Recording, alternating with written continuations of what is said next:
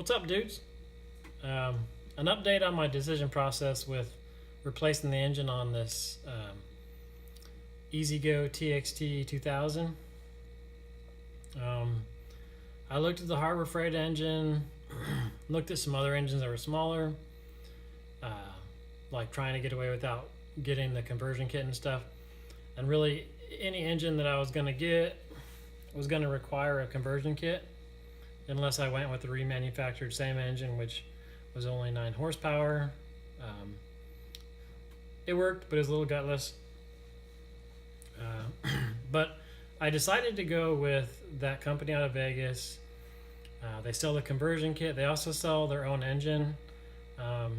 It's not necessarily a clone of anything.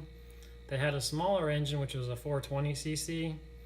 That was a Honda clone, but it's the way that the guy described it, and the guys there, you call them, man, they'll talk you through anything.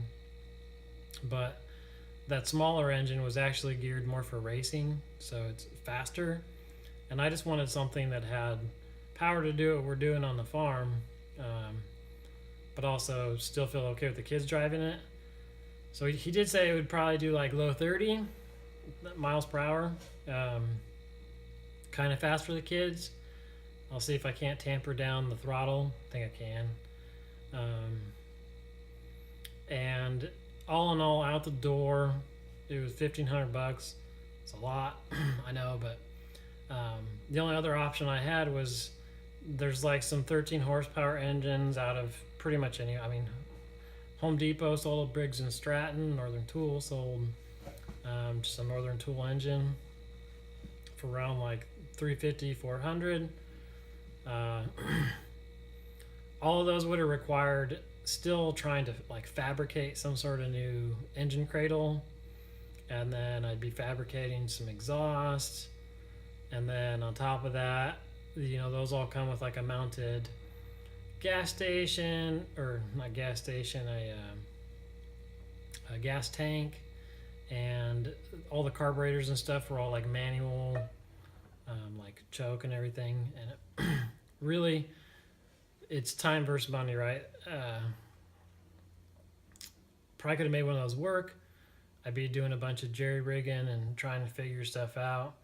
And honestly, 4 kids running around, it just makes more sense to buy the engine outright with the full conversion kit and an engine that's built to fit it. A little pricey. I mean, gosh dang, it's just a golf cart. If you don't use it a lot, maybe it's not worth it. But we use the heck out of it here on the farm, man. I mean, anything from just going out to the wife's like ridiculously large garden and taking her stuff out there, or hauling rocks or dirt or some feed out. I don't know. It seemed worth it. So that's where I'm at, guys. I'll keep you guys in the loop when I get the conversion kit.